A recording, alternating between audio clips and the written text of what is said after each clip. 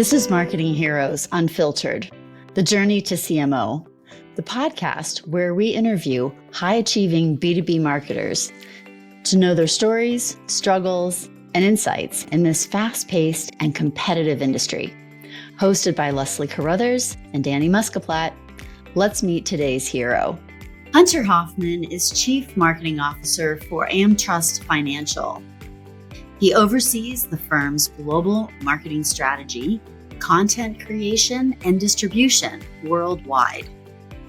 He has an extensive history of developing successful marketing and communication programs for financial services companies that drive awareness, affinity, and revenue generation. Hunter and his wife, Michelle, are parents to two young boys, Walker and Otis, and one crazy dog named Lando. This is a podcast about heroes, which is why you're here.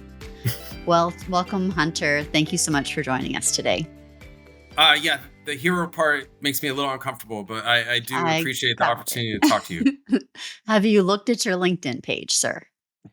I have. Yeah. I spent a little time on it. You are a rock star. You'll have to just learn to deal with it. Yeah. So tell us, how do you start your days? Hopefully by exercising and taking my boys to school. I travel a lot, so the school part doesn't happen all the time. But more than anything, yeah, try to exercise in the morning. Kind of like opens my mind up. I feel like, honestly, like when I'm on the elliptical lifting weights, like that's when I have like these revelations of like, wait, I should do something this way, or just not getting angry about stupid stuff at work, which I feel like is a lot of people's downfall. And I used to do it. Like, you get worried about some little thing and I'm like, who cares? Like, that's the biggest out in life. It's like, I just don't care. Do whatever you want and it'll be fine. What can I ask? What flipped that switch for you? Like, exercise is a great mechanism to clear your head, but what point in your career, what happened to make you go from caring and maybe losing sleep to being able to say, I don't care? Yeah, that's a great question. I had a firm. I worked for two firms that were British insurance firms, and I was like the U.S. marketing comms person. And the cultures are different. And they have different ways of doing things, and they're a little bit more hierarchical, bureaucratic, and there were certain things that were just frustrating me. I kind of like action. I like to move forward, and things were stalling out. And I remember getting really mad about something, and I went back, and I think I had like my older boy was like 1 or 2, and I sat with him and I was like, wait, what if I didn't get mad? What if that just wasn't a big issue for me?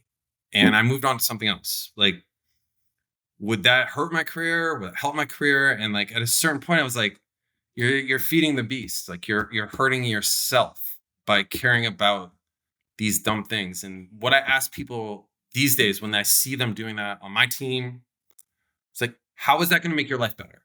Like, if you won that argument, how is it going to make your life better? Or are you still going to go home, the same partner? Nothing is actually better or worse. You just won a dumb argument. That's incredible. Thank you for that. I really like that. That's not one of our typical questions, but your answer is great, and I had to follow up. Thank you. Okay, pivoting a little bit, we've commented on your resume, and when we record this, Leslie's going to read your bio. So, given all that you've accomplished in your career and where you are in your career right now, what's your origin story? How did it all begin? I think it really started when when I took a job at a PR firm. I think it was my second job after college, and it was like .com boom. And one of our clients, they had this like clandestine meeting with me, like to meet for work, drinks after work. I was working in the Watergate building in DC, and they were right near there in Foggy Bottom. And actually, I had no idea what it was about. And they're like, we want to poach you, but then they had to fire the firm to hire me. And that's when, so I was doing their PR as part of this firm, but they wanted me to be their guy. And we had these meetings, and I talked to my girlfriend at the point, who was my wife now of 17 years. Nice. But as I say, like, what should I do? They have this offer, like, what do you think? And that's when I think I got this like more of an entrepreneurial spirit where I was like, all right, well, like it's like kill what you eat. Like it's a startup. Like they had layoffs while I was there, and like my boss got fired. Everyone else in marketing got fired, and the CEO brought me in and was like, "Yeah, your boss is gone. Everyone else is gone. You're still here. Now you work for a company based in Scottsdale, Arizona."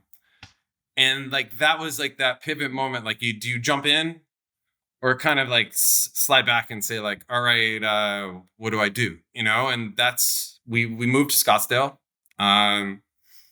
It was just kind of me all day looking at story angles and trying to figure out how to get this company in the news. And I put it together, but like from there, I was like, I can create something out of nothing, make a story out of something that was boring, selling military surplus, and like bring it to life. And like I kind of kept that with me since then.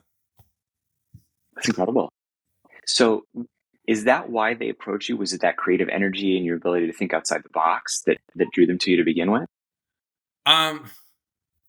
It's funny. They had this like, basically like, we're going to give you a hard time. Like, we're not happy with you as our PR firm meeting. And I got sent on my own. And like, only when I got to the meeting did I realize that I was like that sacrificial lamb. Like they were like, let him go. He's going to lose the account. We don't care, whatever. And the founder of the company was just giving me a hard time. Like, you guys aren't doing anything. And I was kind of like, actually, you're not doing anything. Like, you're not giving me anything to work with. So how am I going to tell your story? And I kind of told them a few ways I thought it would work. And then from there, they were like, actually, we just want this guy. Like, we don't need the firm. And I said, fine, like, you're paying them. I was, 24. I said, you're paying them $20,000 a month. I'll take 15. We're all good, which was way, way more than my salary. Sure. And they laughed at me, and, they still gave me a bump, but it wasn't like that. But I was basically like, all right, you're the one who's doing it, but you're also being honest with us. You're kind of saying, this is why it isn't working.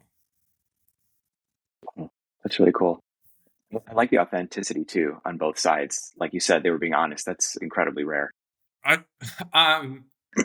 think that's the only way it works. And like as a advisor, like that's, one of the questions I was looking at is like, when did you feel like you made it or you had this credential? And it's really like when you realize these other people might know finance, operations, sales better than I do, but like I know marketing and communications, and kind of got to a point where I was like, I'm not doing my job if I don't tell them what I think, even if it's completely opposite of where they're going.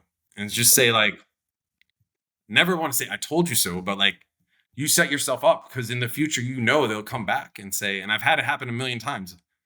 Oh, you were right, Hunter. And I said, but I'm not trying to, rub your face in it, but yeah, that's why I told you that. And then the next time they are going to listen to you. Yeah. That's great.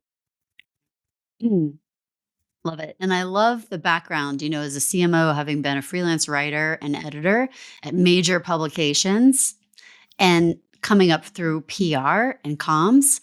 How do you find now in your role as CMO that you're balancing all the different areas you're responsible for? Yeah, that was actually one thing I was thinking about. Like a lot of the larger companies I worked for, Swiss Re is like multi-billion-dollar company, a couple of the others, a few $1 billion, but like marketing and comms, even social media were all like different disciplines. And when I was at Hiscox, which is a British insurer, and I was their first head of US communications, they're expanding in the US, and kind of said, Hunter, help us do this. And I remember I was head of comms, but marketing was different. And then they wanted to launch social, and they wanted to put under marketing. I said, no, well, it goes under comms. And there was like a kind of a fight about it. And what it came down to me, I was like, social media is about authenticity, which is the same as media relations. So having done all of it, and now, in a position where all that falls under, my department, I think it works better when they work together, when they are thinking together rather than like, that's a comms thing, that's a marketing thing, that's a social thing. And obviously the bigger the organization, that gets harder to do. Also in different countries, in our international operation, I work with people versus like, working together like day in, day out. But that's what I think works the best. And that even goes all the way to corporate comms, internal communications. You start seeing stuff out in the public that doesn't match with what the company's doing, you're gonna lose a little bit of faith. Are they telling me the truth? If you think back to really at any point in your career, are there any crises or pivotal points that have accelerated you towards where you are now? Things that were kind of junctional in your path? I've worked media relations, so a lot of crisis communications, like real crisis communications, like up at 3 a.m. type stuff. But I really think for me, it's been about like knowing when you need to make a move, and also knowing when it's not a right fit. I think the position I had a little bit before this one, kind of quickly knew it wasn't the right job for me. And my challenge personally was not to get down about it, but to say like, all right, what's the best route out of this? How can I display myself, make gains, show progress so that I'll get to the next stop, because that I can just feel like this isn't right for me. And then here at AmTrust, I've been here for I think almost 6.5 years, which is a record for me. And I've had it previously where I say you leave a manager, you don't leave a job. And I've had managers that I love, but I said like, I need to keep moving forward, or else I know myself. I'll get kind of get depressed. I'll get complacent. Like it's hard to just like rinse, wash, repeat. Like I have a hard time with that. And I recognize that about myself, and like need to make sure that I still pay attention when I need to, right? Like just because you're doing something for the 5th time, doesn't mean it's still not important that 5th time. And when you lose it is when you start making like what the Brits call like the schoolboy errors, like real easy stuff that you just kind of miss because you're not focused. Yeah. So are there other tricks outside of, moving roles, moving companies to help get you out of that sort of the spiral towards schoolboy mistakes that you could give to our listeners? Yeah. I think it's taking a step back and saying like, how do we do this slightly differently? Or what are we missing? I think all the, kind of business leaders at AmTrust would say like, when they see me, whether like in an industry event, cocktail party, all the different stuff you do for a corporation, I always say like, what am I missing? Like, what's important to you that I don't get? And there almost always is something that they're like, oh, I never thought to tell you about this, Hunter, but if we could do more of this in this area and that, and I think the fact that AmTrust is always doing new things, like there are always new challenges, and we've been able to build out the international marketing operation to such an extent over the last 2 years that wasn't there before, and really starting to speak as one company globally, which wasn't there before either. And so that's it's kind of the new challenges and creating them for yourself as much as possible. Yeah. That's great. Is AI giving you a new lease on your role currently? Are you looking at how to integrate it, and is that giving you like a fresh job? I think that's what, one of the good aspects of marketing and communications, that it keeps changing. I think with AI, I look at how it helps us predict, what people are going to do. But then like, I look at like on the copy side, and Leslie, you probably appreciate this. Like, I think it can help, but I also think it's going to place a premium on people like yourself that are actual writers and can write that doesn't sound like a computer. And I almost like look at both sides of it. Like, I want to use it because it helps with volume, helps with some like ideation, like doing a lot of things at a basic level.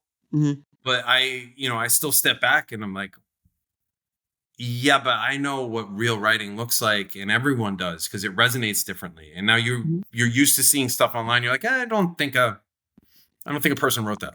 And that, I think that's the flip side of the coin for me, that like the actual real writers and editors, that's going to become a premium because less people are going to be able to do it because you can get by with the computer. Like spell check, right? Yeah, I mean, we all use that, and I don't know if that's a bad thing, but I look at my boys, they're 13 and 10, and yeah, there are things that keep them from using ChatGPT and stuff like that, but like, there will be a little bit of that. And, you know, the writing, especially long form writing, all of that, I think that there's still a real need for that and a value that AI isn't taking away. Sure. And it is awfully interesting to look at all the tools coming out and consider how processes can be adjusted and adapted to shorten cycle time and reduce costs in areas to free up time so that we can get to things that we couldn't have gotten to or pushed off more often than we would like. That's exciting. So yeah. No, it's like it's the expanse of it, that it can do a lot of things really quickly, but then that human eye, it still makes a difference. It makes a difference for Google on the SEO side, but also for the actual person interacting. Actually, it seems to me editing more than writing, right, will be the top skill, because you can get drafts, but you have to be able to see what the structure should be and that it's going to be effective, and you can't just let it loose from the AI. It's got to get synthesized by a great editor. No, and I think there's just like, I don't know, for me, there's like a visceral reaction when I get like a press release from a partner and I'm like, this is bad, like, and I can switch it around, but like, how did it get to me like this? And, that's what it's like. This shouldn't be like, it's someone else should notice that first. Yeah. No, and before AI, bad writing's everywhere, no matter, right? So just, more sources for it from now. Yeah, to come from now. Great. Anything else for you on that, Danny, or? No. Okay. We can skip Great. I'd love to hear a little bit from you, Hunter, on how you manage in the organization, because it's AmTrust, such a big company. Like when you're managing, I loved how I hear service and you're asking peers, what am I missing? What do you know that I don't? Love that. So I hear that as managing sideways. How are you managing up, down, sideways? Share a little bit about your philosophy there, please. Yeah, AmTrust is about 6,500 employees globally. And I've been at a lot of larger organizations, American Express, Swiss Re, and I think what it always comes to me, and this is not just in business, is where is the other person? Like, what's their perception of your interaction, and what are they trying to get to, and do they feel like you respect what they're saying? And I think so much kind of things that don't work right have to do with people not like starting from that point where they say like, all right, the person in compliance, their objective is to make sure we don't get sued. And now I would say, well, I have all these things to do on marketing, and why won't you let me do them? And why is it so much harder in Europe than it is in the US? And say, all right, I'm switch it around. I'm in their seat. I have one objective. What can I do to like make them feel more comfortable? So that'll happen. And with the business, and especially with like the CEO, the president, how do I speak their language? So they say like, well, you're doing a lot of stuff, Hunter. How do we know it's worthwhile? How do I connect what I'm doing to revenues, to the kind of sentiment about the company, our NPS score, all of these different things? And I think, especially on the marketing side, where people get sideways is when they kind of lose that connection, that you're not an island, but like everyone looks at marketing a different way. Everyone thinks they can do marketing. Everyone watches ads. And I kind of say like, I love hearing your ideas. I'm not going to do them all. Like, it's like, bring them to me. There's no guarantee, but I'll hear you out. And maybe there's something that we do that's almost like that, but not exactly what you had suggested, but like you're closer to it. You talk to the customers. I talk to customers too, but like you're talking to customers every day. What are their pain points? Get into their seat, right? From their view, I don't want to buy insurance. It's expensive. It's a grudge purchase. So how do you make it painless as possible? How do you make them feel good about the relationship? We've done, I think, 35 client testimonials across the US in the last 5 years. And for me, that was really like showing who is our customer and what are we doing for them? We just did one right outside of Philly, this great seafood restaurant, Kunkel Seafood. And it's saying like, all right, they made this easy for me. They made it make sense. I feel like they saved me money. And that's probably as good as we're ever going to get. That's incredible. Yeah. I love, by the way, that Leslie asked a question about like management and you answered that, but you also brought it back to the customer. That's pretty incredible, right? Because that's what we're here to do, serve the customers. And you found a way to connect it all, which is great. I don't mean to like flatter you to death, but it was a nice connection point. Appreciate that. No, I think, when I look at like the managers on my team that I'm bringing up, it's that within the company, like that skill of how to deal with different audiences. And I'm not an expert in any way, but like how to move through that, because you can't do your stuff, like your cool marketing, creative stuff, if you don't have that confidence that, well, this person knows what they're doing, or they're trying to help me out. And that's the main thing. Like they're trying to help me out is what I want people to feel. And then they're going to support it. They're going to engage. If they say, well, they have their own agenda, then it's not going to be as successful. I'm hearing what you've learned in the trenches of crisis communication and what you're saying. You kind of look back at some of those things and are like, wow, war stories, all that. But like that kind of point where you just have to say like, we're doing this and like, let's go forward. Mm-hmm. I don't know if a lot of people, experience that where it's like, right, we actually have to make a decision right now. Like they're gonna go to press and we're gonna have to react to it. And getting a call from the Wall Street Journal, that while in the time it's like stressful, I think it's helped a lot in terms of like not getting distracted from like what's the key thing here, what actually matters. I can't think of better training. Yeah. Agreed. Yeah. Okay, so you've shared with us a little bit about your teaching yourself to not care as much, which I still am hung up on because I think it's so fantastic. But the question is, what keeps you up at night in spite of that? There's got to be something that stays with you when you log off work at the end of the day. Yeah. And I try to disconnect. I'm at home now. I was traveling this week and we live in Florida now. And one of our friends actually said, he's like, when I'm in Florida, I'm Palm Tree Paul. Like, I'm just chill, right? And I try to do that. I think I worry about,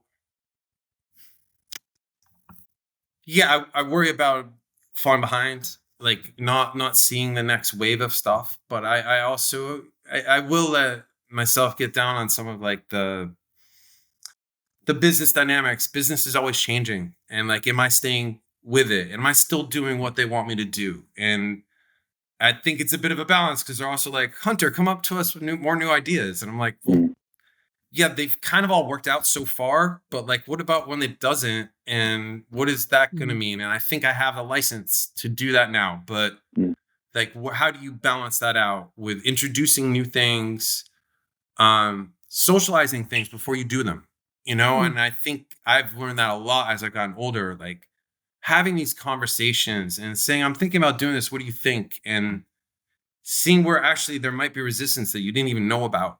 But because you do that, people respect that, like, oh, you care what I think, or, but at the same time, I'm not running every ad by the CEO. That doesn't work. So it's how do you balance that out? Like telegraphing what you're going to do, but also kind of surprise and delight, right? Because you're marketing and they want to be like, oh, that's so cool. I saw that. One of the golfers that we sponsor was number one at the end of the day yesterday at the Shriners. And so he has a nice visor with AmTrust on it. And I get texts at night from our president, head of sales, like, this is so cool. And they're always like, how'd you do it, Hunter? And I was like, I said, if I had to go through like an approval process to do that, it probably would have never happened. But because we're able to say, all right, I have money for brand. I'm going to do this for brand. And I don't have a ton of money. I'm not Hartford Travelers. I'm jealous, but I'm getting my TV time too. And that's how I look at it. Mm-hmm. That's great. Congratulations on that, by the way. There've been a couple good ones. I think we made some good bets, and they've been great partners and really good, with our agent and broker partners in on the hospitality side, and getting to do a clinic with the PGA Pro. It's a pretty cool thing. Mm-hmm. That's very cool. Nice. If you're into golf, I guess. Right. Got a pretty big audience. Yeah. So, do you have any advice, Hunter, for the next generation of marketers?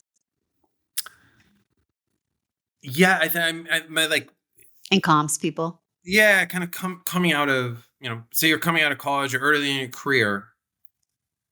I think the most important thing is to kind of never stop trying to make your mark, to do things that people will notice, people can measure. I think as a young employee, I probably drove my bosses crazy because for every 12 ideas I sent them, they might respond to like one and say maybe. So, but for me, it was just kind of like, I have all these ideas. If I don't share them, they don't know that.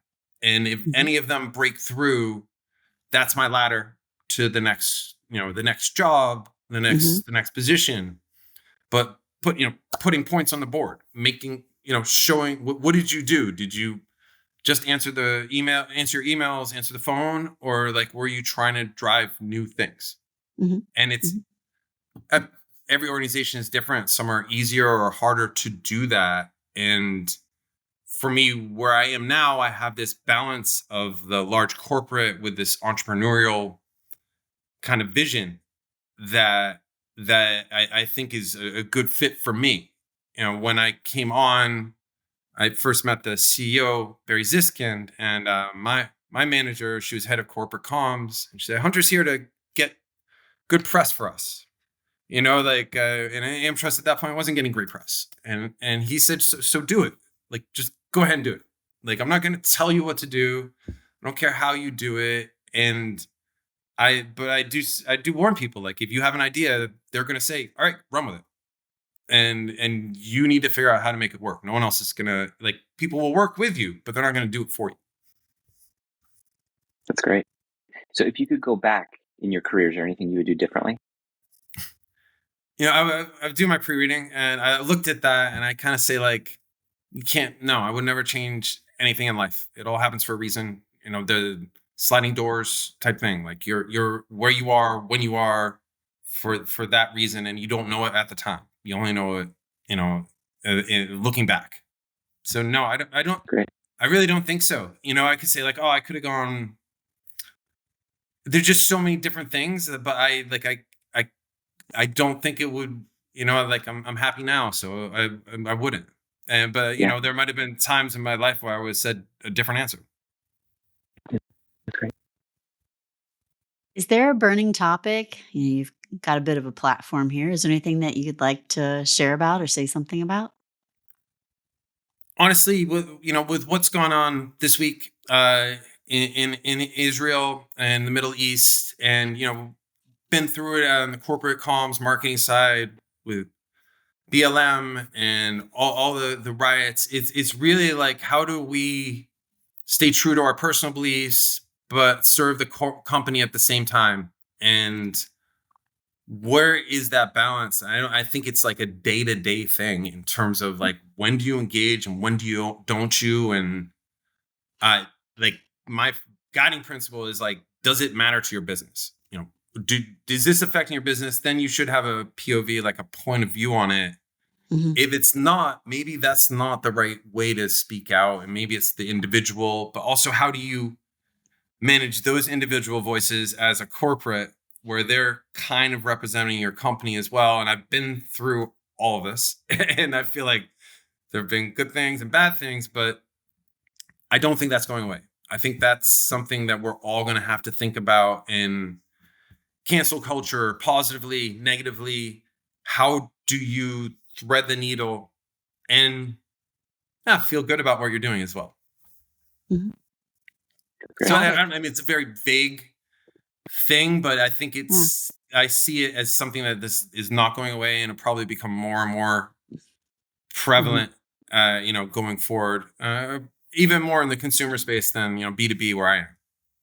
Okay. Oh, I think it's a very important one. I mean, I read a whole bunch of articles this week. I saw my company's response to it, and then I saw there was some backlash from the people at my company about our response. Mm-hmm. And then you read articles that say the CEOs that are doing nothing and saying nothing, they're going to get backlash. And so I'm like, I'm glad that's not my career, because it seems like you're damned either way, and you just have to manage the best you can.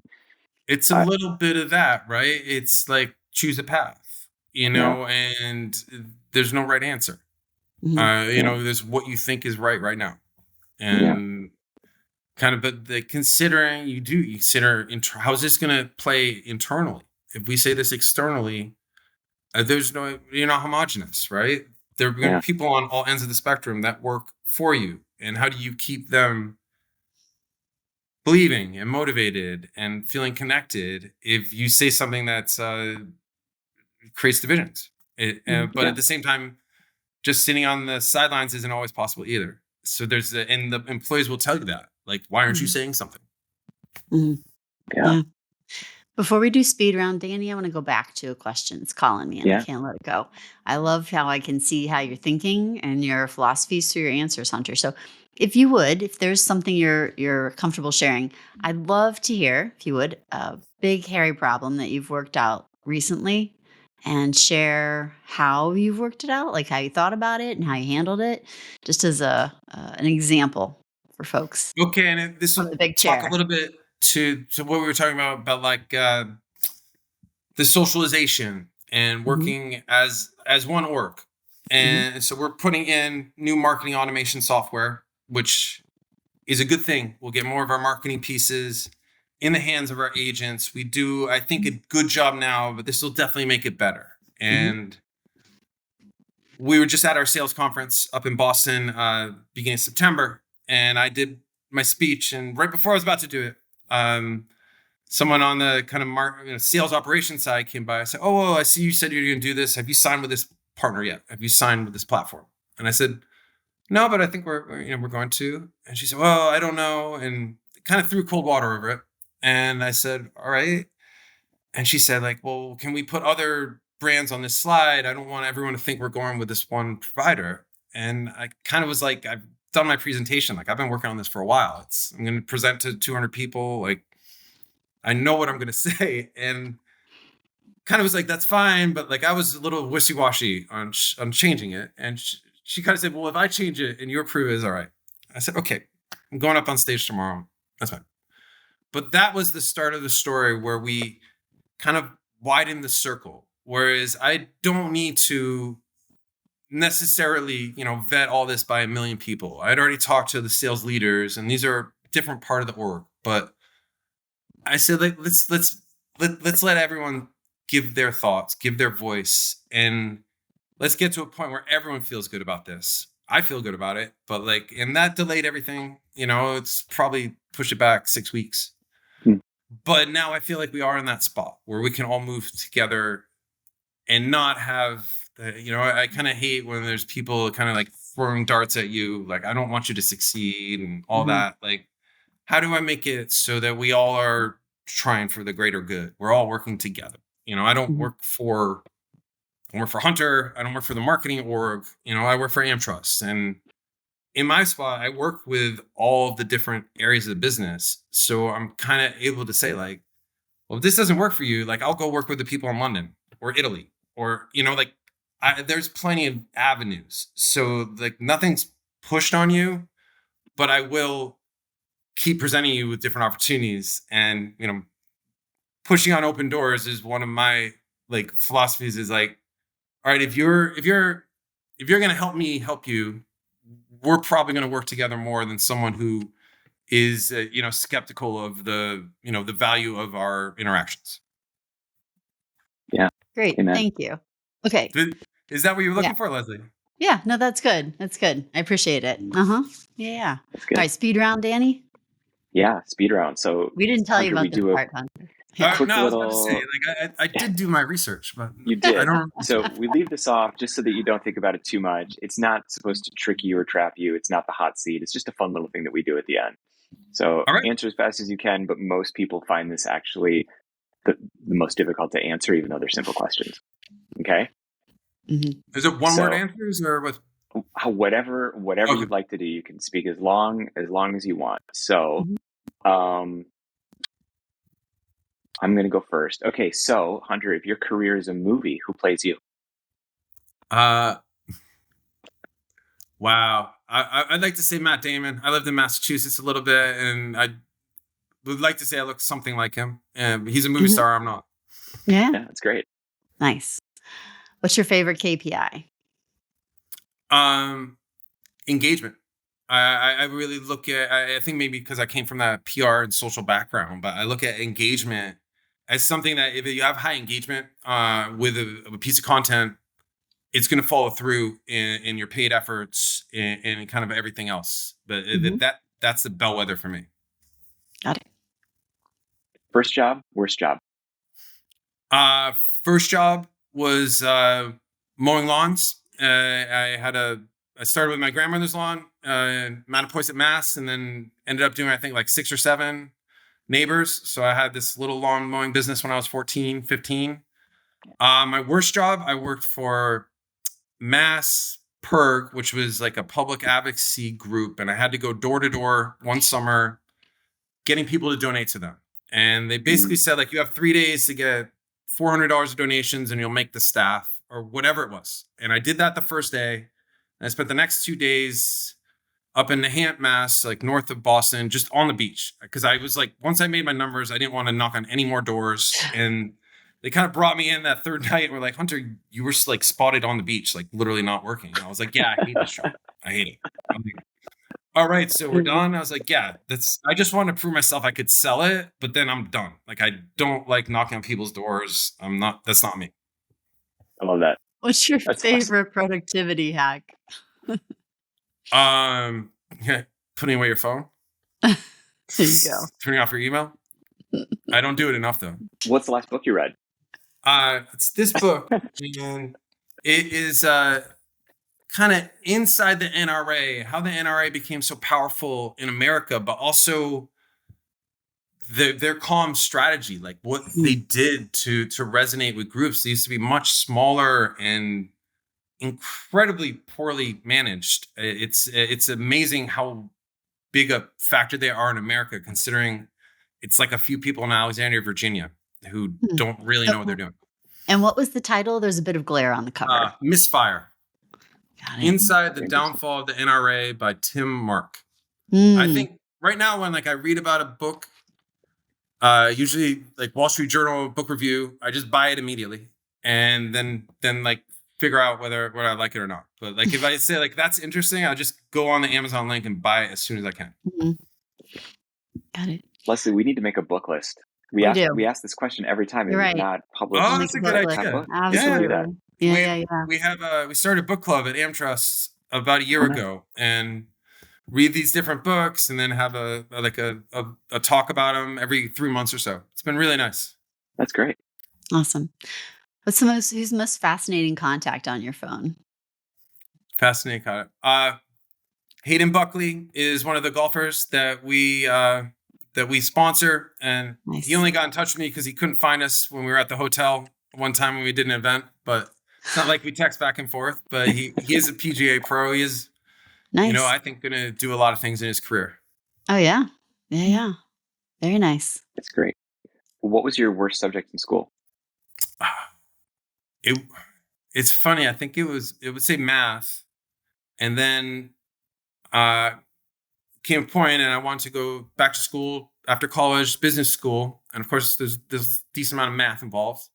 And they kind of actually said, they let me into Cornell, but they said, you need to do like remedial classes. So I quit my job in Scottsdale and went to Scottsdale Community College, go artichokes, and just did school for like 2 months.